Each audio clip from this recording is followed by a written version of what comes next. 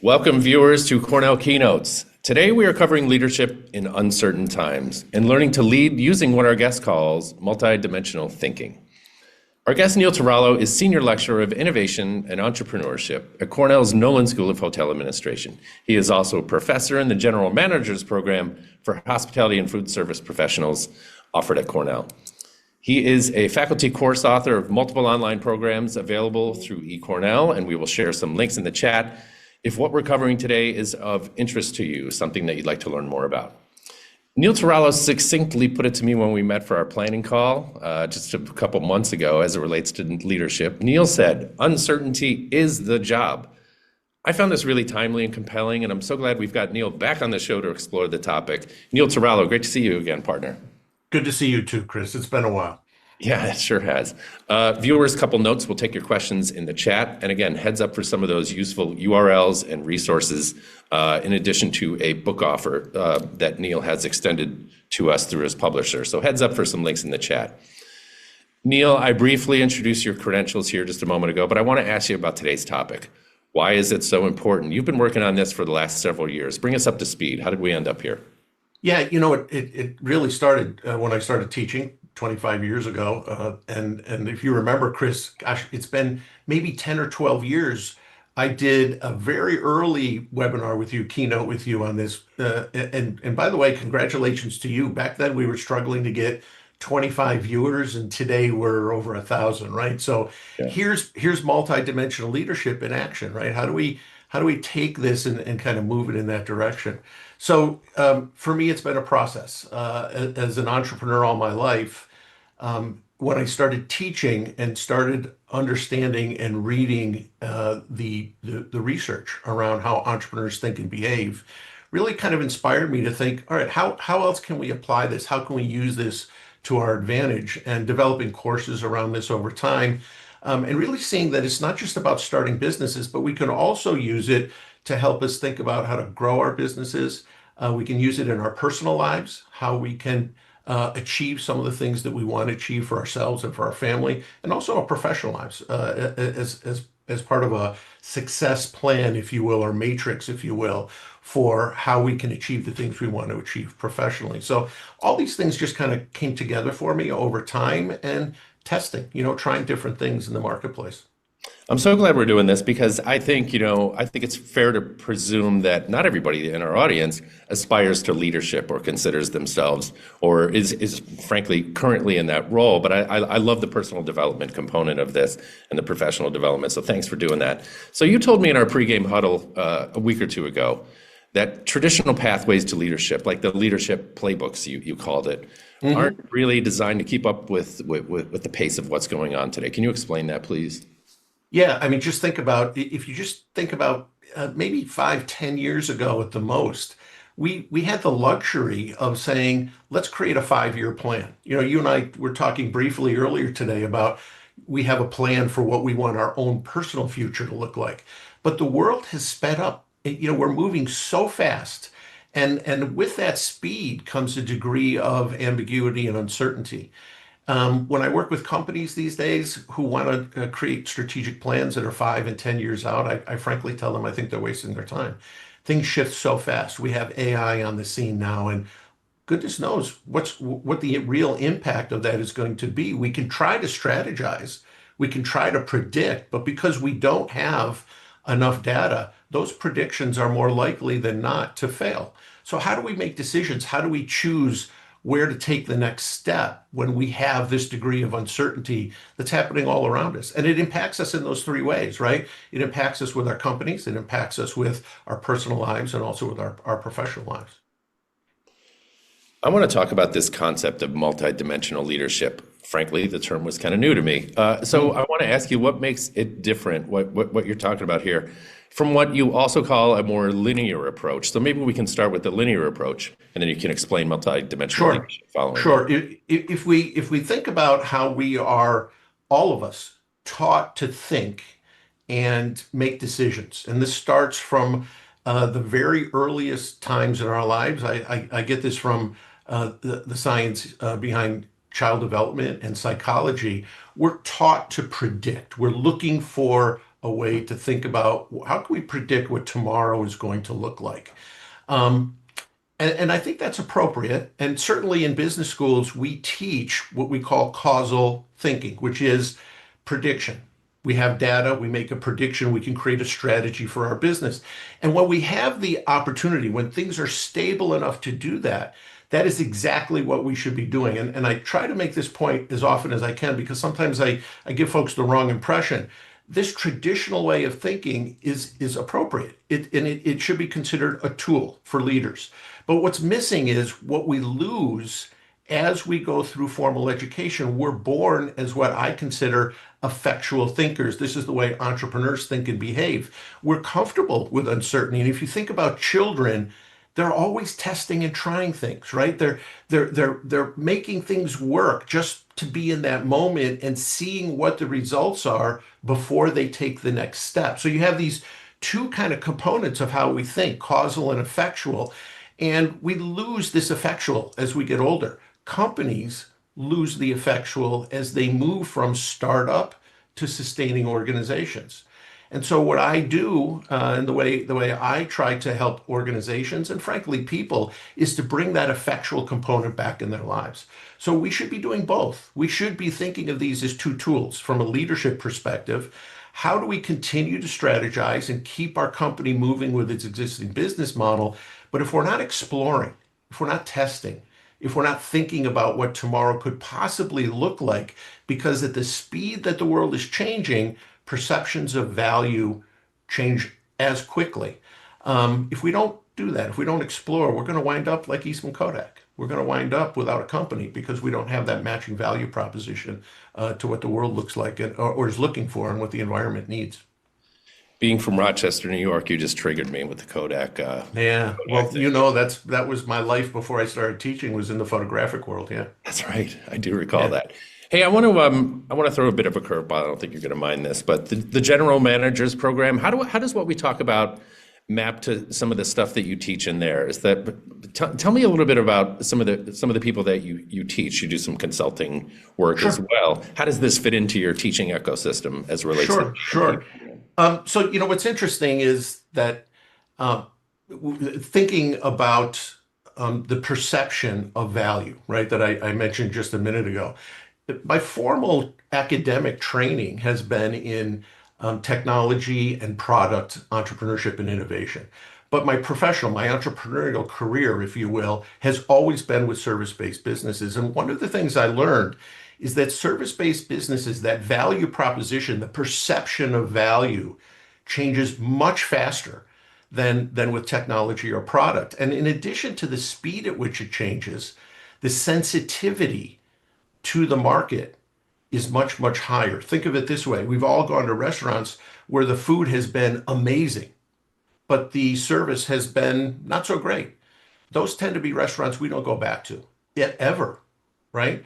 But if Mhm. you go to a restaurant where the food kind of meets your expectations or exceeds it a little bit, but the service is just fantastic, those are the places that you go back to over and over and over again. So the service aspect of what we do is what's really important, and understanding how the perception of value in the context of service changes is what I bring to general managers, both in the hospitality industry overall. But one of the things that I think people misunderstand about the Nolan School is we're not just about restaurants and hotels. We're about service. And where companies are asking me and my colleagues to come into play through our executive education programs is how do we embed that service component into our technology and into our products? And that's really what I think what makes the work that my colleagues and I do at the Nolan School so unique in the world and so in demand, if you will. I'm so glad I asked. I love that that particular Nolan's reputation for service, right? It Hmm. does, we could talk about it all day long, but it really is a thing. It's very impressive, and I think to some degree it's rubbed off on some of the work that we do at Cornell as well. Service mindset is a beautiful thing. It is. I want you to talk about the decision-making process a little bit. Sure. why it might be important to have a framework for making decisions. We were just talking about this a moment ago, and what can happen when your decisions are not carefully considered in the right way. So we this gets back for me to the uncertainty component of our discussion today. And for me, that's the variable. I talked about two tools, right? Causal approaches to decision making and effectual approaches to decision making. And in a very simple way, the variable there that we want to consider is the degree to which uncertainty exists in the environment. So when uncertainty is low, in our conversation here, it means that a lot of data is available and that data set is complete. We can make accurate predictions. And that's why, as a company, we have historical data, right? And barring any anomalies, we can make predictions and we can create strategies that will get us into the next 2 or 3 years with pretty reasonable accuracy. But when uncertainty is high, and we don't have a lot of data, we should not be trying to predict. We should be testing and experimenting. And this is the process that entrepreneurs use. And we can apply it not just in starting companies, but in how we grow our companies, how we make choices in our professional career lives, and how we make choices in our personal lives. The dangerous place, for me anyway, and from my perspective, is when you're in the middle, when you have data, and because we're so conditioned to find data and make predictions, we don't take a minute and say, is this a complete set of data or is this enough data? And so we use that data to make a prediction, and often it's incorrect. And unfortunately, the example that I use is the pandemic. We and other countries had a incomplete set of data, and we made predictions that turned out to be incomplete, where we should have been doing more testing and experimenting. And the countries in the world that chose to do more testing and experimenting actually came out of the pandemic stronger than those countries that chose to try to predict. And it's an interesting dichotomy that happens there when you really reflect on how the world was responding to political leaders who were trying to test and experiment, right? We want certainty. Uncertainty is not something that we're comfortable with necessarily, and for some people, it actually creates anxiety. You had told me that there's the danger of leaders falling into a blind spot when they do rely on what you call like one decision making logic. Can you talk about that pitfall and how we might avoid it, please? Yeah, sure, absolutely. We think, and particularly, I think that you'll see this, and history shows us that this is relatively common for industry leaders, where we're doing this thing so well, and we have been for a long time. Why should we change? Big hotel chains, right, we're always driving the same business model forward and being incredibly successful with it. But then comes along this little upstart, right? And the mantra then becomes, or the philosophy then becomes, we don't need to worry about Airbnb because who's going to want to sleep on somebody's couch? And the next thing you know, and it didn't take very long, this is the biggest threat now to hotels globally. And so we get into this mindset that here's the only decision-making tool we have, and we're not seeing the potential threats to the market, to our market share that are kind of sneaking up behind us. They're coming in under the radar.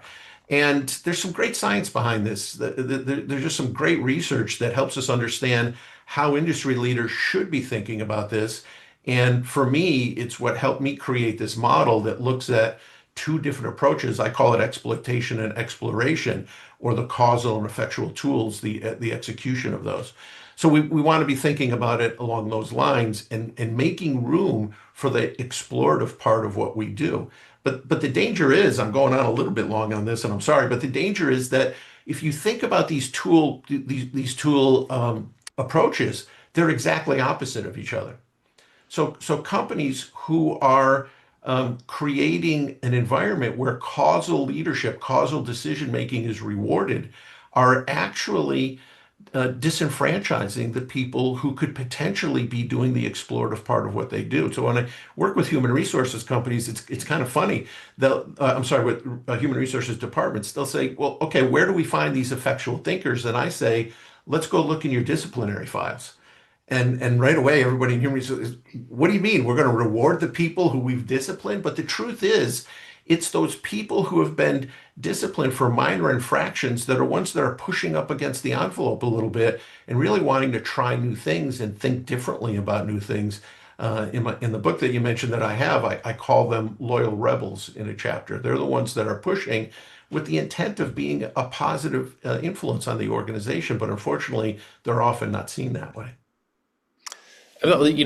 Sticking with the predictions theme, Hmm. you know, they're tough. But you suggest in your teaching that a proactive mindset can, you alluded to this a moment ago, can set a leader apart and give them an advantage. And you call it creating a predicted future versus, I like this too, co-creating the future as it unfolds. What do you mean by that? Proactivity. Yeah, and again, this comes out of the research, and frankly, Chris, what I do in my role and how I've defined it at the hotel school is I don't really do research in the proper definition of it. What I really do is take the existing research and test it and apply it in the world and put it together in different ways to create value for people and organizations. That's how I kind of think about my role.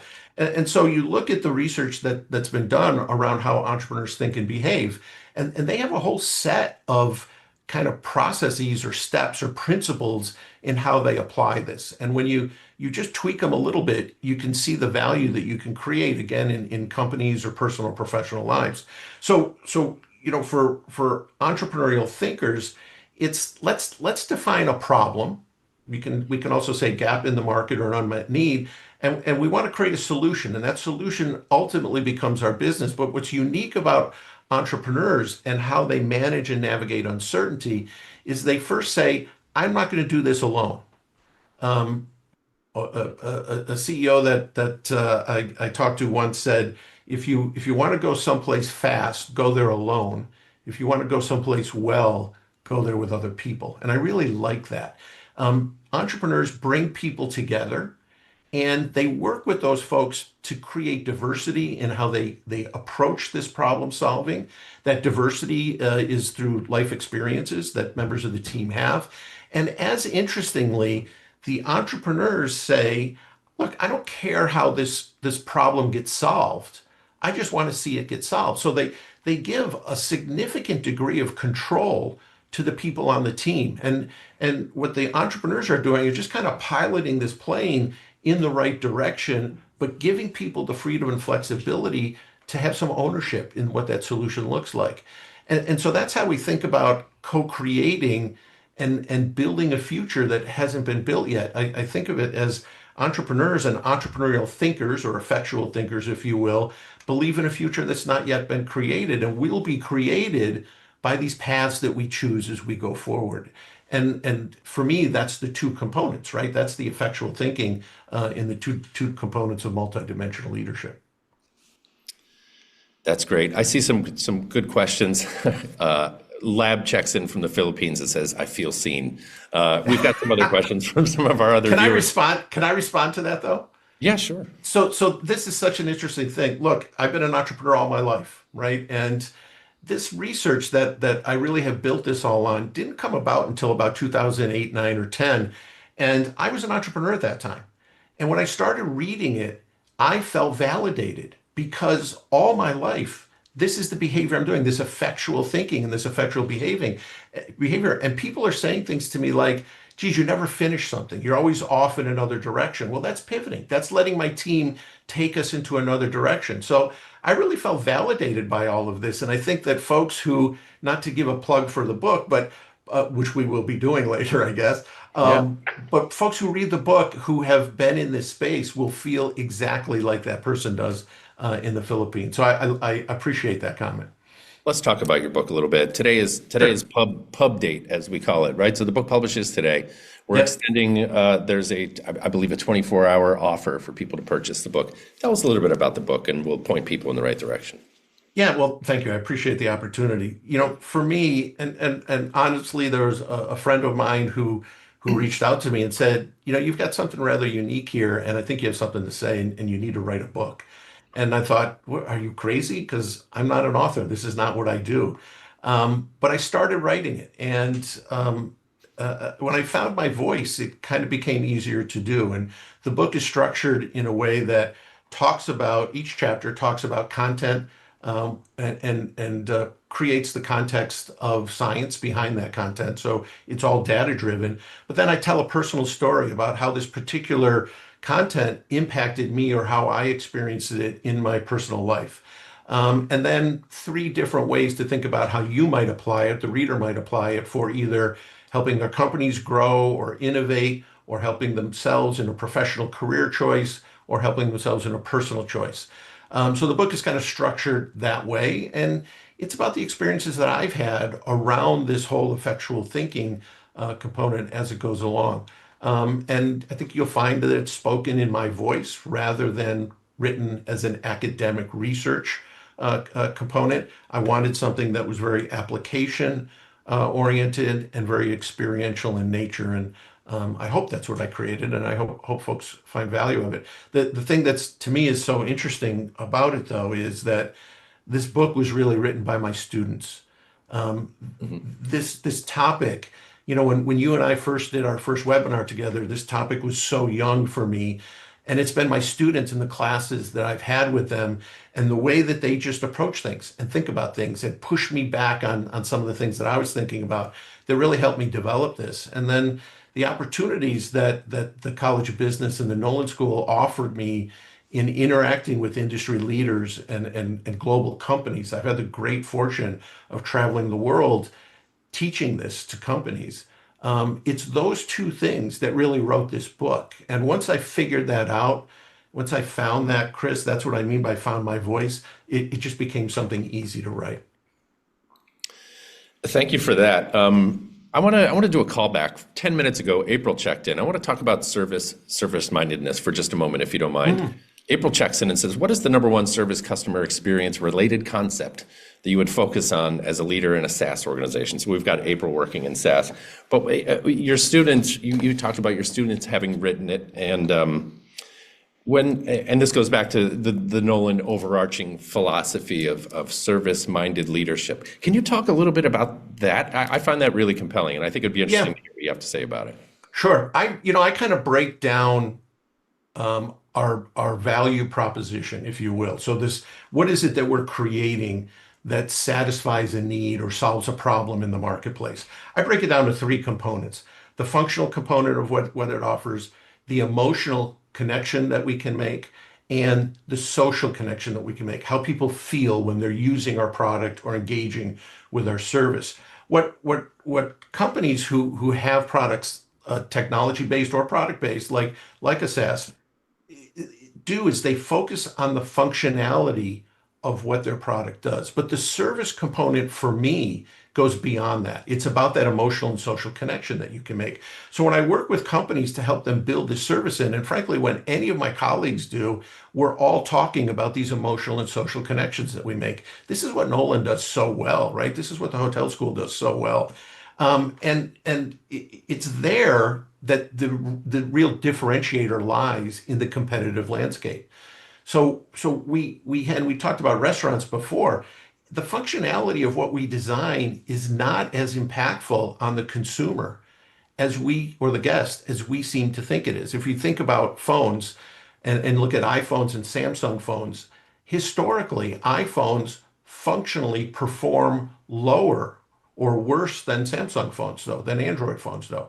Yet they outsell them in many markets and they're more profitable globally. And why is that? It's because Apple does not focus on the functional aspects. Apple focuses on the emotional and social connections. We feel differently when we have an Apple product. We are so connected emotionally that I do this little fun thing when I'm teaching. Anybody that has an iPhone, I'll give you $500 on the spot and a brand new Samsung if you'll sign a 3-year contract with me that you won't go back to the iPhone. And nobody ever takes me up on it, even though the Samsung phone is from a functional perspective, a better product. So what I work with companies to do is focus on the emotional and social connection that you can make with the guest or with the marketplace. And that's where you're going to get the competitive advantage. That's what's going to differentiate you from everybody else. And we know from research that companies that can do that are more profitable They have more loyal customers, even over or exceeding the loyalty that loyalty programs drive. And I think that that's a really interesting body of research to apply here. Great answer. Great question, April. Thank you for that. Yeah, that was great. Thank you, Yeah, April. yeah, perfect. Let's on-ramp back to the predicted future mindset versus co-creating the future thing. I want to ask you, so what happens when things don't go as planned and you need to make a hard pivot? You know, you were talking about having a prediction-based mindset as a prescriptive way to deal with it, but maybe there's a different way to think about it. You mentioned the adaptive mindset. What's that about? Yeah, so for me, failure is part of life, and I don't mean just life like we're going to experience it. Like failure is part of my daily routine, because I embrace these things, right? What entrepreneurs do, and what I've learned to do in my entrepreneurial career, if you will, is understand the value of failure and redefine failure. Failure doesn't mean the end. If we really think about failure and we manage risk appropriately, failure becomes a learning tool. Failure opens new doors for us. And I'm very transparent about the successes and failures that I've had in my life. My original business, we alluded to it earlier, in the photo industry, ended really badly. We were making the transition, or I should say, we weren't able to make the transition from the old film silver halide technology to digital. And that caused a lot of pain in my life. But after you work through those emotions and you stop, and this is a characteristic of all entrepreneurs in research, we stop and say, what have I learned here? What new skills have I developed? What new ways of thinking have I developed? We call this our means, and those means are consist of who I am, what I know, and whom I know. And then the next step is, what can I do with what I have? And for me, that was, hey, I've learned a lot about running businesses. I've learned a lot about entrepreneurial thinking. I'd like to give back in some way, shape, and form. How can I start to get into the classroom? And that really started me on this path to teaching and becoming a professor. So I tell my students this all the time. If you adopt this mindset, this adaptive mindset, and you look at failure or unexpected events not as bad things, but embrace them as catalysts for creativity, that's the way I think about it. The worst times in your life are going to be followed by the best times in your life, because we learn how to pivot. I like that word that you used.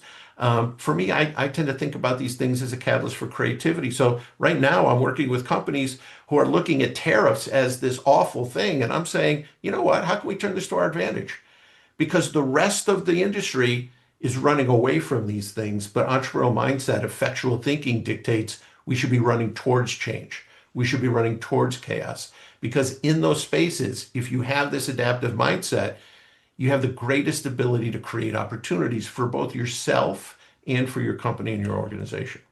Yeah, and the theme that I hear here, and this is kind of interesting to think about from an historical perspective.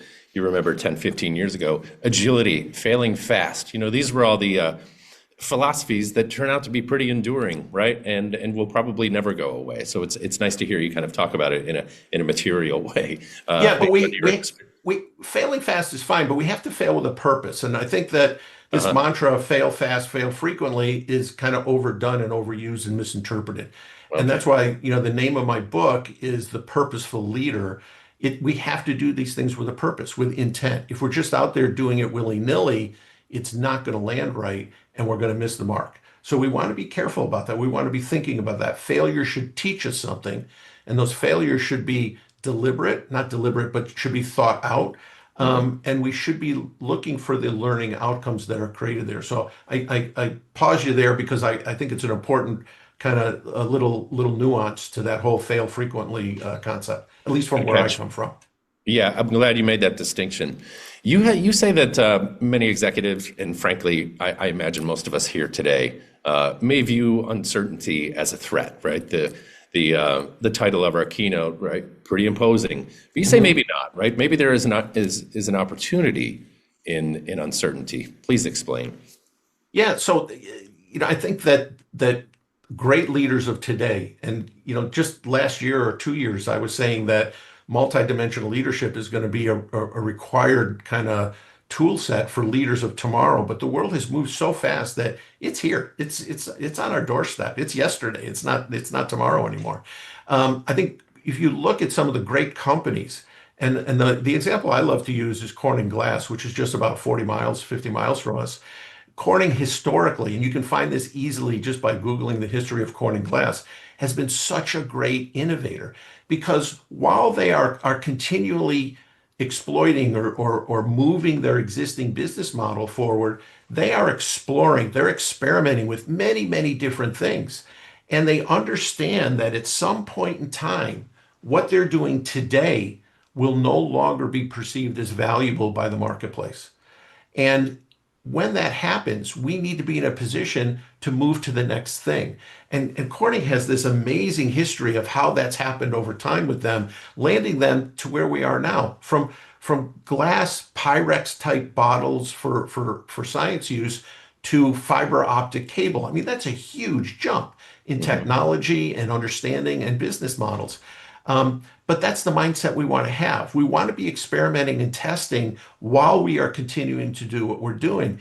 That's an easy thing, I think, to understand from the perspective of a company. But if you take a step back and say, think about how we can do this in our professional life and our personal life, right? How are we always moving to the next kind of thing? And very candidly, this topic that we're talking about today will not be perceived as valuable at some point in time in the future. So for me, I am exploring. I'm trying new things. I'm seeing what else is next and what else is out there, and I'm doing both simultaneously. So I'm ready when the time comes to shift into another direction. That happened for me with teaching entrepreneurship exclusively, and I credit our dean, Kate Walsh, with really kind of putting the bug in my ear about innovation, and my teaching has moved in that direction. I don't know what tomorrow's going to look like, but I do know this, that I'm going to explore, I'm going to experiment, I'm going to figure out what that next path looks like, and I'm confident that I'll be able to be successful in some way, shape, or form going forward. You say that we should consider and take on daily practice to build the muscle memory to prepare us to act for whatever variables have been thrown at us. Tell me a little bit about daily practice. What are you talking about here? So I think that what I see with my students who come in and in class and are always very causal in their approach, very prediction oriented, right? It's just trying these things. It's just keeping this top of mind in different ways. And instead of saying, okay, here's a decision and I'm looking for data, I'm going to make that prediction, just take a minute, take a breath and say, what happens if I look at it through this lens? How can I apply a simple model to determine the degree to which uncertainty exists? And I think the challenge is that when we do these things the first time, we never do them well. These are not things we can learn by reading my book or by taking a class in this topic. These are things we're going to learn by getting out and doing it. You know, I'm a golfer. I could read all day long about golf. I could talk about or watch videos about golf, but until I get a golf club in my hand and I swing it, I don't really apply anything that I've learned. So my advice is always build this muscle by trying. Start small. Start with the things that are not going to be terribly impactful if you don't get it right, and keep working on it, because the more you do it, the better you'll get at it. And pretty soon, these two decision-making models will become second nature. I know that's what's happened to me in my life, and I see that as, I'm going to say, an evolution. I'll use that word in thinking and in the approach for my students over time. So many of them, with the introduction of this book on LinkedIn, have reached back to me and said, hey, I'm so glad you wrote this book because here's how this has impacted my life. Here's how this has been part of what I've been doing in my job. Or a couple of them said, hey, I just want you to know my friends and I just took the leap and we're starting a business. And it's usually 5 to 10 years after graduation where this kind of thinking really emerges again. The service mindset seems to go hand in hand with humility. I love talking about humility. Explain a little bit about how that figures into what we're talking about today. Yeah, I think that, humility helps build and support objectivity. And again, I'm very transparent about my experiences. When the photo business that I was in and my family before me was in failed, the primary reason that it failed is because of hubris. Because I thought, geez, I've been doing this all my life. I know this industry inside and out, like the back of my hand, as the saying goes.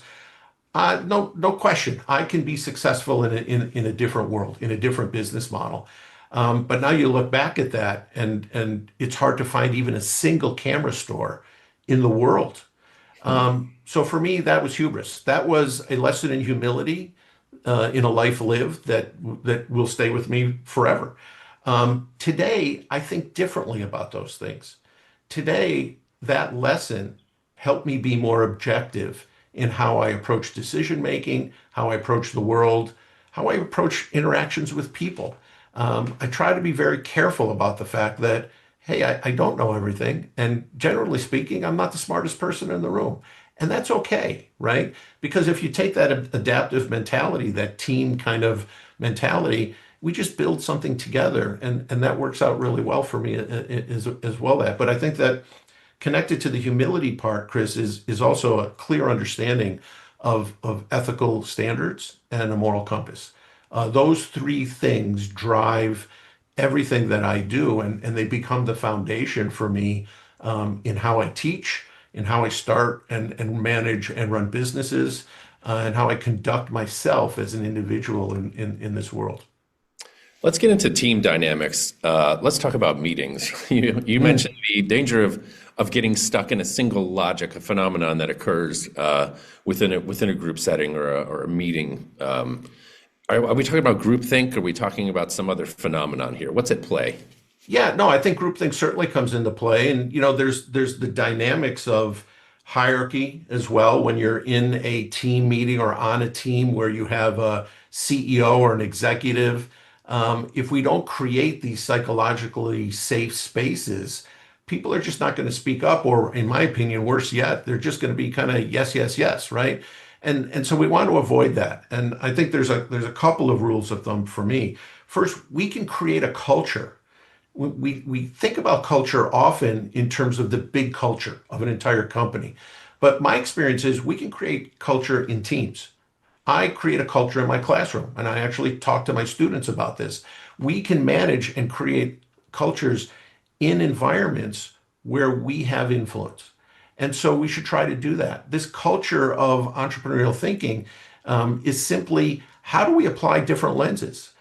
For me, diversity is more about how people have lived their lives, how they see the world, and when I'm building teams, I'm looking for individual components like that. The rest of diversity, as we're defining it politically today, tends to take care of itself if you're really deliberate about people who see the world differently than you do.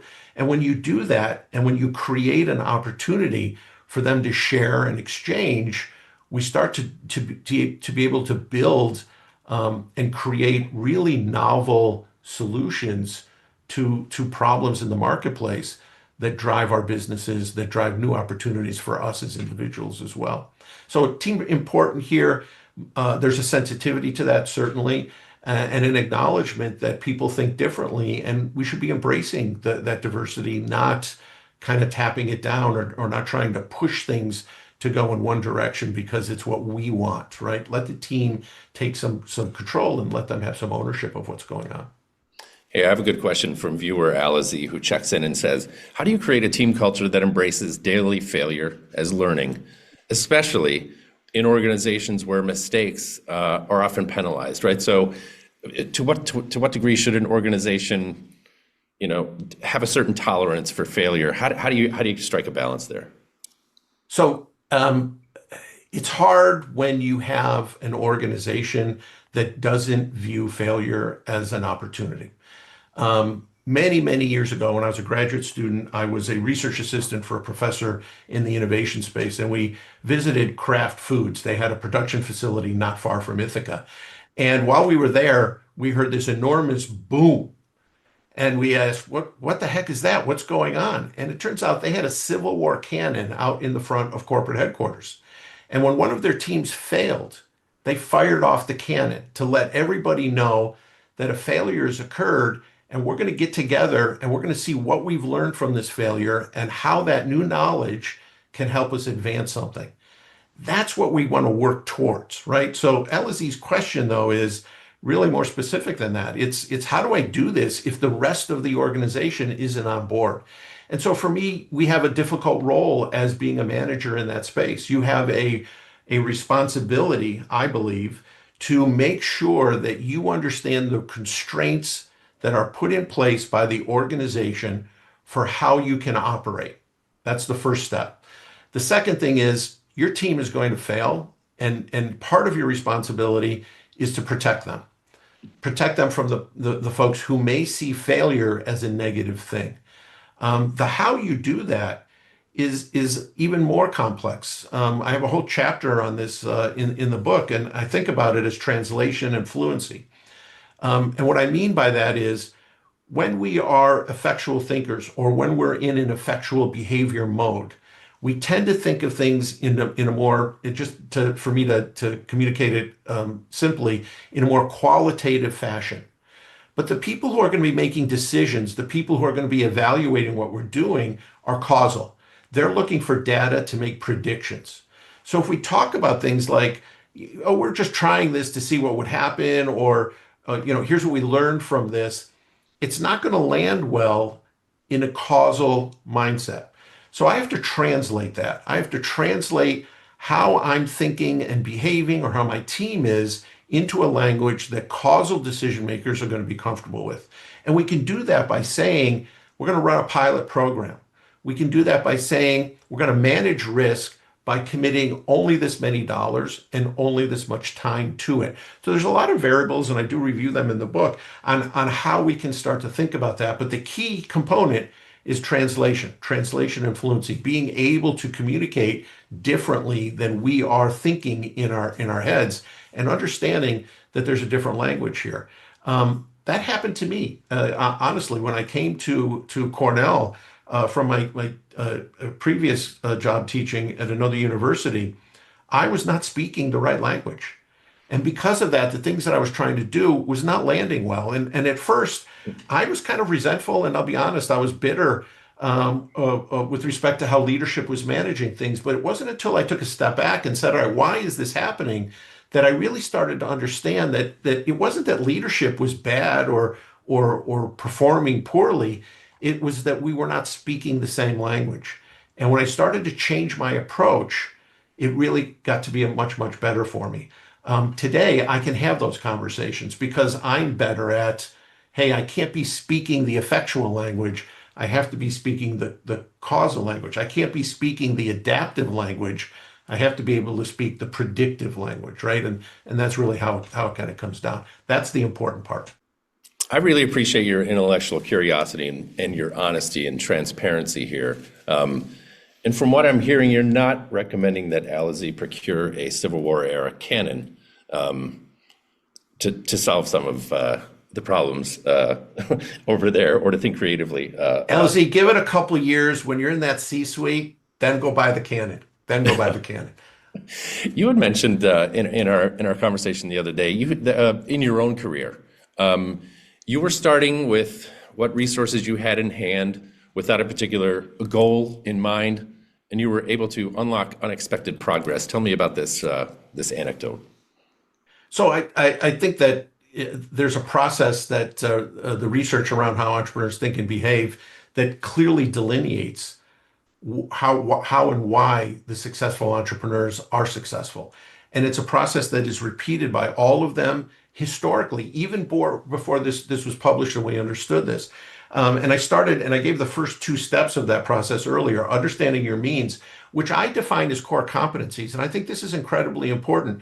People, when I pose this question, what was Steve Jobs really good at? What is Apple really good at? People will say things like technology or design or marketing. All those things are true. But what Steve Jobs was really, really good at is seeing the world, observing people, and seeing what problems they were having, getting them to talk to him and tell stories about what that experience was like, how it made them feel, and then understanding the core competencies of Apple Computer.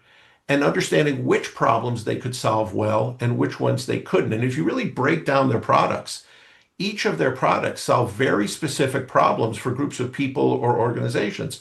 And so that's the mindset we want to have going into this. We start with our means, understand what our core competencies are, think about what you can do with it, identify a problem that's out there, and then start interacting with other people. That's building this team, right? That's getting people to get on board.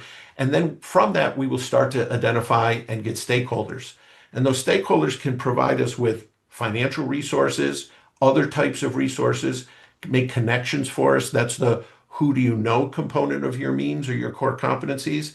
Um, Broaden your network with every stakeholder that you get, with every person that you get on your bus, if you will, as you go on this journey, their means become your means. And so we expand our resources as we go. So many people, and I'm pausing here because I think this is so important, think that a lack of resources should prevent them from going on. But opportunity should not be a resource constrained activity. It should be something that we move towards because the problem exists with the confidence that we will likely find the resources we need as we drive that bus towards the solution. If we can't get stakeholders, that's the indication that we're kind of barking up the wrong tree, that maybe it's something that we only see or we're only interested in. Does that answer your question, Chris? I went on a little bit long on that one. No, I think I love where we ended up. Viewer Michael checks in with a pretty challenging business scenario. I want to run this one by you. Tell me what you think. Michael asks, how do you handle a long-term view and planning if you're in an organization where leadership and structure it changes every 18 months to 3 years? The strategies, presumably the direction of the company changes. Or another way to ask, can you use the models to manage working in an organization that changes direction often? So how does this stuff that we've talked about thus far hold up in a volatile environment? So, and this is something I get all the time when I'm working with organizations. And often I'm working with leadership that I'm going to say, for lack of a better term, but just to illustrate where I'm coming from, middle management. Okay. How do you lead from the middle, right? How do you execute this from the middle? And I think that understanding where your sphere of influence is how you start to build on that. One of the things that I've learned over time is that power is less important than influence. And you don't have to have a title in order to build influence. It's more about building credibility. It's where my three kind of foundational elements, humility, moral compass, ethical standards, all come together to drive that credibility. And I think once you start working on that and thinking about that, you will build influence. And that influence gives you the ability to move beyond job titles, to move beyond hierarchy, and to really kind of manage along those lines. It's not easy, candidly. It's really easy for me to talk about this. It's really easy for me to create PowerPoint slides and teach this, but I've lived this and I understand exactly how hard it is. And we have to be careful. We have to understand the constraints that are put in place by the organization. And for me, it's always aligning what I'm trying to accomplish, either for myself or for my team, with the goals and strategies of the organization. So everything that I do in my role at the hotel school is focused on and created with the intent of what is the strategy that Dean Walsh has for the hotel school, and what is the strategy that Dean Carioli has for the College of Business. If I'm not aligned with those two things, I should not be trying to move things forward because I like them, right? We have to find a congruence there where we come together and do those things together.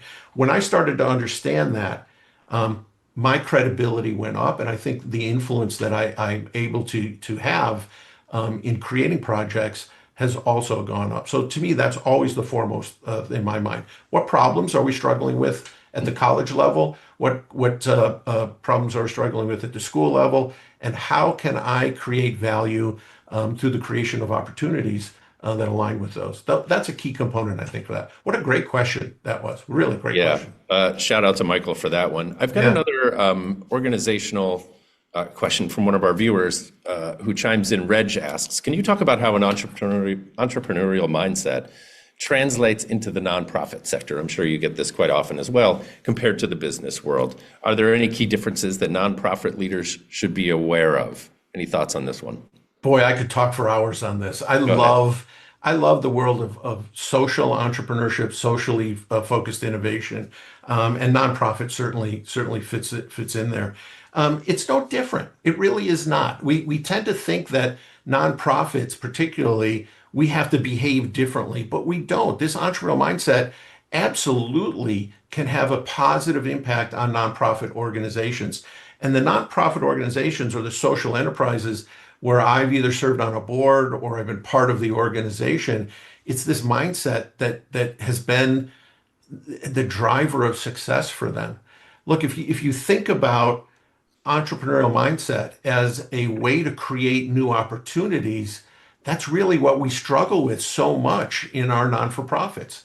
How do we find new ways to create opportunities? And for me, when I'm on a nonprofit board and I start trying to introduce this and help people understand this, it's about how do we figure out ways to create opportunities that drive dollars, revenues into the organization rather than us running out and trying to find donations or write grants. And the interesting thing to me is when you can create revenue streams in a nonprofit that start to chip away at those fixed costs, those fixed expenses, your donations go up.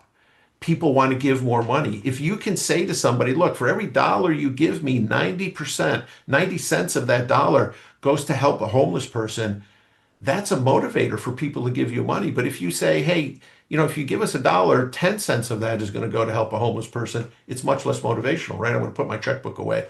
So this kind of thinking kind of gets to that point, certainly. But it just takes a little bit of a tweak to get it to sit right, the entrepreneurial or effective mode with social enterprises or with nonprofit enterprises. Yeah, very good question from Reg. Yeah. Hats off for that one. The audience is cooking right along. I'm going to bring in one other question from our audience. Chirag, excuse my pronunciation, as someone who values high performance and results, what kind of mindset shift does it take to become more comfortable with failing with a purpose, right? So we're we're swinging on the other side, right? Yeah. Performance, this is serious business. How do you kind of readjust your mindset to allow for So failure? Chirag, great question. And this is a mistake, a pitfall, if you will, that almost every organization that I work with kind of falls into. We create something, or we're in the process of create something, and we start to build measurements of success. And those measurements of success are almost always financial KPIs. What's our return on investment? How does shareholder value get impacted by this? And we know there's so much research around this. It is the wrong way to think about this. The way to think about this and how entrepreneurs think about this is let's build market-driven KPIs, because it's about how are we growing this market, not how much money we can make that we want to start out with. When we go from market-driven KPIs up until a point where our innovation or whatever we're introducing into the marketplace becomes sustainable. And for me, it's right around that point in time when it becomes, when it hits a break even, if you will. Then we switch to financial KPIs. But this is why you see companies who are managed at the very top by people with financial backgrounds struggle, because it's always a financial KPI that we put in place. And when that happens, you see great innovations flounder. Sometimes, more often than not, they never have an opportunity to get the traction they need in order to truly be successful. So it's really about how we focus and define success throughout the history, throughout the life of the innovation or the new concept that you're introducing. And this is true for companies, so entrepreneurial companies who are in startup mode as well. Always start with market-driven KPIs and then switch to financial KPIs as you go along. I feel like we've gotten a pretty good sense of you throughout, but I want to ask you, what has motivated you to write the book or to teach the way you teach, or frankly, do this keynote with me today? What drives you? So, truthfully, I'm so passionate about entrepreneurship, particularly because I've had these wonderful experiences. I've traveled the world, bringing students to Africa for quite a number of years, bringing veterans with disabilities to the hotel school for, I think, 7 or 8 years we ran that program, and seeing how entrepreneurship, this mindset, can create hope. And I know that's kind of a corny kind of thing to say, but if you really drill down on what we're talking about, it's this degree of uncertainty in which people who are disadvantaged find themselves immersed in. I don't know what tomorrow's going to look like. I don't know how to think about what I should be doing tomorrow. I don't know what those next steps look like. And when we can show them that I don't care who you are, I don't care where you are in the world. And Chris, I have been to places in Africa that have poverty at levels that we can't even conceive of here in the United States. And the students and I have been able to say to people, let's take an inventory of your means. Who are you? What do you know? Who do you know? And then let's talk about what you can do with that. What are the things that you like? Where do you see problems around you? And how can we create opportunity in this process? And for me, that's what drives this whole thing. When you see that happen, uh, I don't know how else to say it. It's kind of like an addiction for me. I want to keep doing it. I want to keep helping people see these paths, or not see these paths, define these paths and build these paths for themselves to walk on. And the thing that I find so heartening about it is never in all the years that I've been doing this has any of these folks said, I need to do this so I can be rich. I need to do this so I can make a lot of money. They do this because I want to create more opportunities for my community. I want to make sure my family is secure. And it is this mindset that comes automatically about how can I gather people around this vision and how can we do this together? And to me, there's so much intrinsic value for me personally in doing this. And that's what drives it. And while the book doesn't speak to this directly, it's certainly a component of what I wrote and where it came from. Absolutely. Neil Tarallo, thank you for coming on Cornell Keynotes today. It's been really instructive, and thank you for sharing all of your work, and good luck on the book launch. And Thank for you. our viewers, by the way, viewers absolutely nailed it. Really good questions coming in. I want to remind you that we're going to drop the link to the General Managers Program and some online courses, including an on-campus immersion experience that Neil is a part of if you're curious about learning more. So viewers, thank you so much. Neil Tarallo, lovely to have you on the show today. We'll see you for the next show. Chris, thank you very much. Everybody, thank you for being part of this. I appreciate it. All right, everyone. Take care. See you soon. Take care.